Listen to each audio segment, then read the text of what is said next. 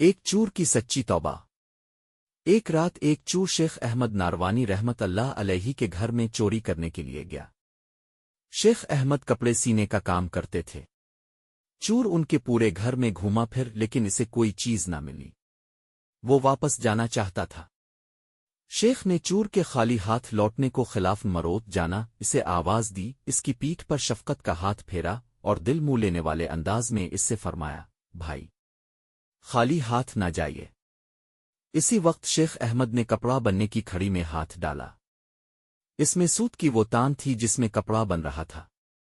کوئی 7 گز کپڑا بنا ہوا رکھا تھا۔ شیخ احمد نے وہ 7 گز کپڑا سوت سے کاٹ کر چور کی طرف بڑھایا اور اسے کہا، یہ لے جاؤ، اس وقت فقیر کے پاس کل دنیا یہی ہے۔